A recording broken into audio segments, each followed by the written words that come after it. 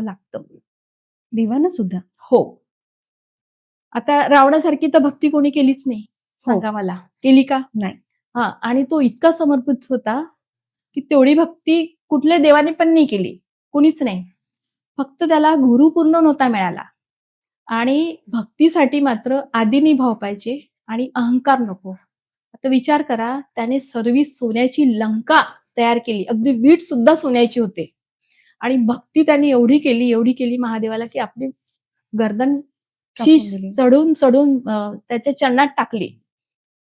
तरी पण त्याचा एक छोटासा अहंकार नव्हता गेला. आणि त्याला कबीर परमात्मा भेटले होते. मंदोदरी त्यांची पत्नी होती आणि तो त्याच्यामध्ये सर्व गुण होते. रावणामध्ये सर्व गुण होते. त्याने आपल्या पत्नीलाही सुख दिलं. त्याचा भाऊ विभीषण विभीषण होता, बहीण भाऊ आई वडिलांना सगळ्यांना, प्रजाला पण खुश ठेवलं त्याने. काही कमी केलं का? रावणासारखा तर भक्तच कोणी नाहीये, आणि राजा पण नाहीये तसा, आणि तसा पती पण नाहीये, आणि भाऊ पण नाहीये. इतकं सर्व गुण उत्कृष्ट असा रावण. आणि त्याने इतकी भक्ती केली तर त्याला त्या भक्तीची सिद्धी मिळाली. सिद्धी म्हणजे काय की तो सर्व देवाच्या लोकांमध्ये जात होता. त्याने ते हे विचार केला होता की डायरेक्ट तिथून स्वर्गापर्यंत सीडी बनवायची. हा, म्हणजे एवढी त्याला पॉवर आली होती रावणाला. पण काय झालं, शेवटी त्याला गुरु पूर्ण नाही मिळाला. आणि त्याच्या पत्नीला आणि विभीषणला पूर्ण गुरु मिळाला होता, कबीर परमात्मा. तर त्यांना सर्व सुख कशी मिळाले हे बघा.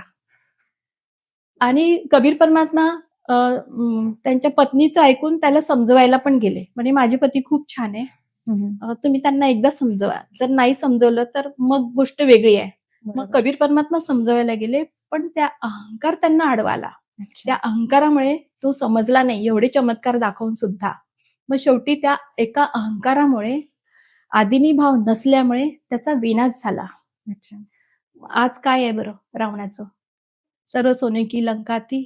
रावण आज त्याचं एक दिवा नाही आणि एक पुत्र पण नाही, काहीही नाही, नामो निशाणा मिटून गेला. म्हणून अहंकार जर माणसामध्ये असेल तर तो नष्ट होतो. तो त्याच्या कर्माने नष्ट होतो, कारण की त्याचे ते वाईट कर्म. बरोबर. नाही तर त्याने सीतेला पण घेऊन आला, पण तिच्या मनाविरुद्ध तिच्यावर काहीही केलं नाही त्याने. बरोबर. म्हणजे एवढ्या नियमात सुद्धा होता. फक्त गुरु पूर्ण नाही मिळाल्यामुळे त्याचा अहंकार संपला नाही. आणि आज परमात्म्याला अहंकार नको आहे, आदिनी भाव पाहिजे. ताई, आताच्या जनरेशन मध्ये लोक खूप नास्तिक होत चालले. त्याचं सगळ्यात मोठं एक अशी गोष्ट आहे की जो व्यक्ती खूप जास्त भक्ती करतो तो दुःखात आहे. आता बघा तुम्ही, लहान लहान मुलं जन्म झाल्यानंतर काही महिन्यानंतर त्यांना शुगर होऊन जाते, किंवा तुम्ही बघत असाल त्यांना कॅन्सर होतात. लहान लहान वयामध्ये मुलींना पिरियड्स येतात. म्हणजे किती सगळं वाईट वाईट घडते हे आपण बघतोच आहे. जेवणामध्ये तो पवित्रता राहिलेली नाहीये, सगळं केमिकल युक्त जेवण वगैरे. अशा सगळ्या या गोष्टींमध्ये एखादा माणूस जर चांगला वागतोय, मग त्याच्यासोबत वाईट का घडतं?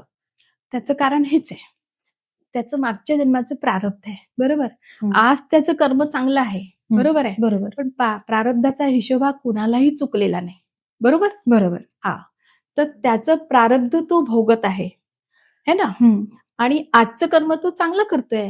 आजच्या कर्माने त्याचं पुढचं नशीब चांगलं घडणार आहे, पण त्याला प्रारब्ध हे चुकवावंच लागणार आहे. हा इथला नियम आहे प्रत्येकासाठी. त्याच्यासाठी एक उदाहरण पण आहे. जेव्हा राम आले होते धर्तीवर, बरोबर आहे, हे जवळजवळ सगळ्यांनाच माहिती आहे की त्यांनी बालीला लपून मारलं होतं वृक्षाच्या आडने. बरोबर. मग रामाचा जेव्हा पुनर्जन्म झाला, रामाचा जेव्हा मृत्यू झाला, बरोबर आहे, मग त्यांचा दुसरा जन्म कृष्णाचा आहे. बरोबर. हा, तर मग त्या कृष्णाच्या जन्मामध्ये बाली पारधी बनतो, करेक्ट. मग त्यांना सुद्धा देवाधिकारांचा सुद्धा पुनर्जन्म आहे आणि कर्माचे फळ त्यांनाही भोगावं लागतात. मग त्या पारध्याने कृष्णा झाडावर पायावर पाय ठेवून असा असतो, बरोबर आहे, आणि त्याला वाटलं की इथे मृग आहे, मृगाचा डोळा चमकताय, कारण की त्यांना पद्म होते पायावर, तो पाय असा चमकला पद्म. त्यांना वाटलं मृगाचा डोळा आहे. त्यांनी बरोबर बाण विषाक्त असा सोडला आणि तो त्यांच्या टाचेवर लागला आणि त्यांचा मृत्यू झाला.